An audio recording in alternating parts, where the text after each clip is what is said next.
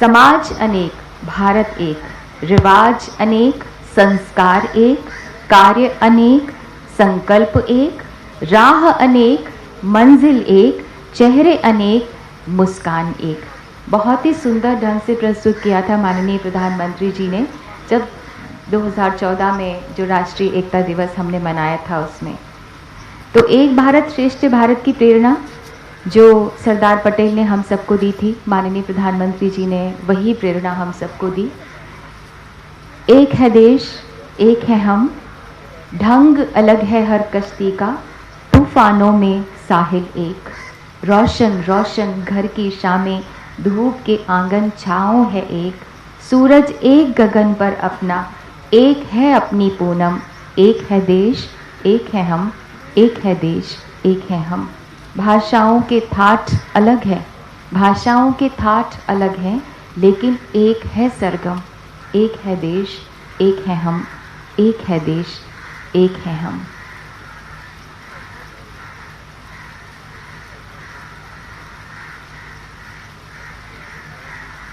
जैसा कि मैंने आपको बताया है कि माननीय राष्ट्रपति जी, माननीय उपराष्ट्रपति जी, माननीय गृह मंत्री जी, माननीय उपराज्यपाल दिल्ली जब श्रद्धा सुमन अर्पित करेंगे, माननीय हमारे सभी गणमान्य अतिथिगण, उसके बाद जब माननीय राष्ट्रपति जी, उपराष्ट्रपति जी प्रस्थान करेंगे, वापस से माननीय गृह मंत्री जी हमारे बीच में पधारेंगे और हम सबको राष्ट्रीय एकता दिवस की शपथ दिलाएंगे। तो हम सभी अपने ही स्थान पर रहें जब तक कि हम शपथ ना ले लें। उसके बाद माननीय गृह मंत्री जी प्रस्थान करेंगे। सभी गणमान्य महानुभावों के प्रस्थान करने के बाद ही हम अपने स्थान से आप लोगों से निवेदन है तब तक आप सभी अपने ही स्थान पर रहेंगे। स्वाधीनता के लिए हुए संघर्ष और स्वतंत्रता के बाद देश के नवनिर्माण के लिए सरदार पटेल का जो योगदान है उस पर हर एक देशवासी को गर्व है।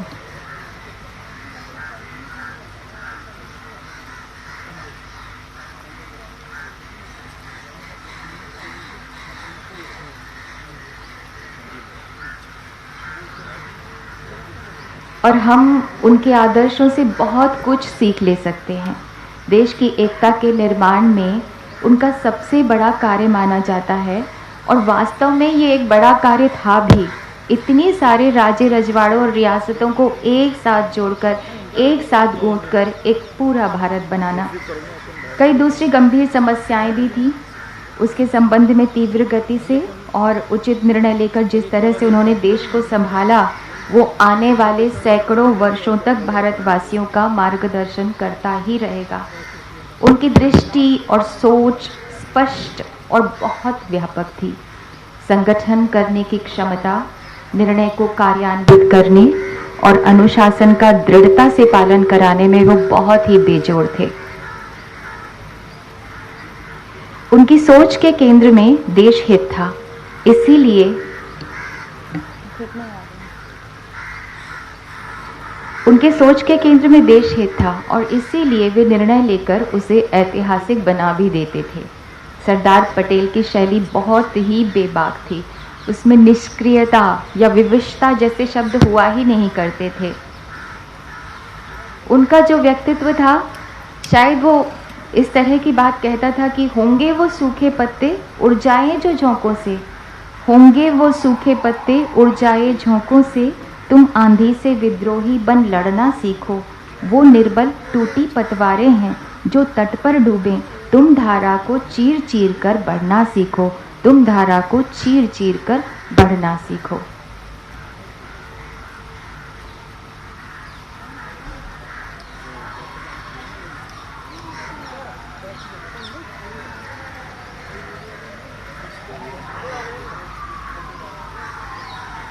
सरदार पटेल कृषक परिवार में जन्मे थे, अतः उन्हें भूमि से सहज ही प्रेम था, मातृभूमि से प्रेम था। माता भूमि है, पुत्रो हम पृथिव्या, अथर्ववेद के भूमि सूक्त का मंत्र है जो भारतीयों में मातृभूमि के प्रति अपने संस्कार जगाता है। सरदार पटेल सर्वव्यापक हो गए, मनुष्य से देवता हो गए।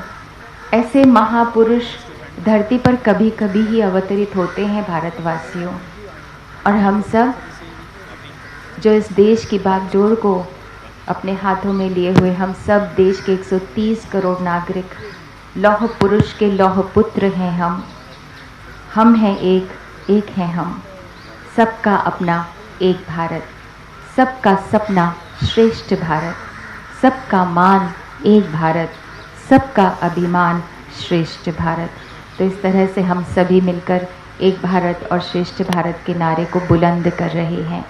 कुछ देर में माननीय गृह मंत्री जी हमारे बीच में होंगे और हम सब राष्ट्रीय एकता दिवस की शपथ ग्रहण करेंगे। देशवासियों, स्वतंत्र भारत के इतिहास में सरदार पटेल के प्रति इस देश के जनमानस में जो श्रद्धा है वो हम सबको और सारी दुनिया को विस्मित कर देती है। वो एक नेता नहीं थे, वो एक ऐसे राष्ट्रनायक थे जिन्होंने साल भर में इतना बड़ा चक्रवर्ती अखंड राज्य स्थापित कर दिया था।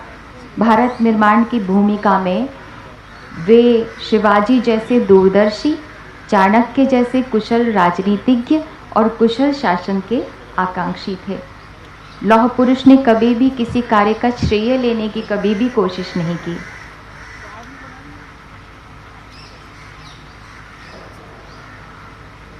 सरदार पटेल ने पौराणिक युग के उपमन्यु की तरह कर्तव्य पथ पर डटे रहना सीखा था और उनके लिए डटे रहने का अर्थ होता था विजय, हमेशा विजय।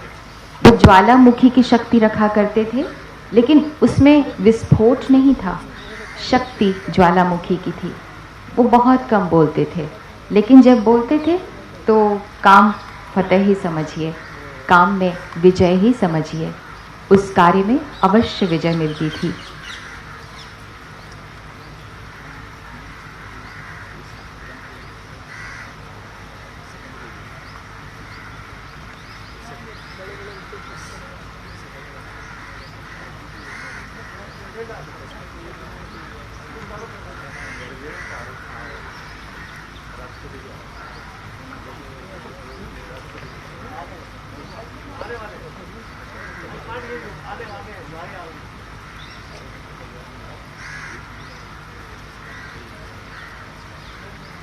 माननीय गृह मंत्री जी, माननीय उपराष्ट्रपति महोदय और माननीय राष्ट्रपति महोदय कुछ ही देर में हमारे बीच में होंगे।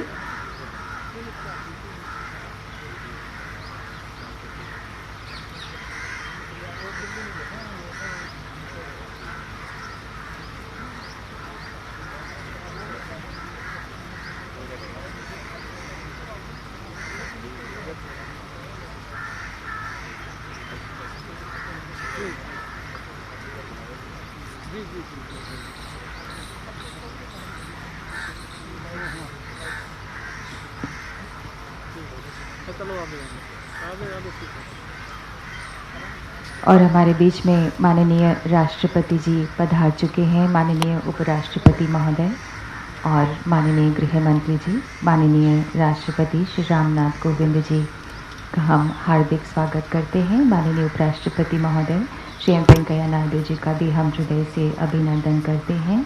माननीय गृह मंत्री श्री अमित शाह जी का हम हृदय से स्वागत करते हैं। और अब माननीय राष्ट्रपति जी सरदार पटेल की तस्वीर पर, चित्र पर श्रद्धा सुमन अर्पित करेंगे।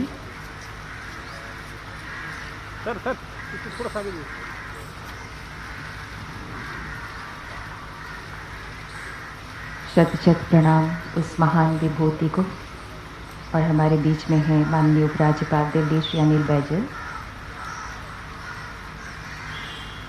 सरदार पटेल ने भारत में शक्ति, स्वाभिमान और आत्मविश्वास का संचार किया। और अब माननीय उपराष्ट्रपति महोदय श्री एम वेंकैया नायडू जी ने पुष्पांजलि अर्पित की। माननीय गृह मंत्री श्री अमित शाह जी ने श्रद्धा पुष्प अर्पित किए उस महान विभूति को। यह देश उन्हें एक लौह पुरुष के रूप में बड़ी श्रद्धा से याद करता है। उनके व्यक्तित्व का एक एक अणु मानो लोहे के कण से बना हो। अपने सिद्धांतों के प्रति गजब की दृढ़ता थी उनमें। और अब माननीय उपराज्यपाल दिल्ली श्री अनिल बैजल द्वारा श्रद्धा पुष्प अर्पित किए गए। आज सरदार पटेल के आदर्शों और प्रेरणा को लेकर संपूर्ण भारत प्रकाश स्तंभ की तरह से रोशनी पा रहा है और उन्हीं की छत्र छाया में, उन्हीं के आदर्शों की छत्र छाया में हम सभी और अब माननीय राष्ट्रपति जी, माननीय उपराष्ट्रपति जी, माननीय गृह मंत्री जी और माननीय उपराज्यपाल दिल्ली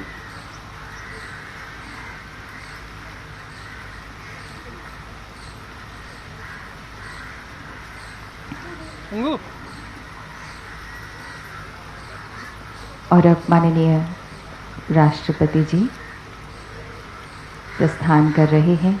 आप सभी से निवेदन है कृपया अपने ही स्थान पर रहें।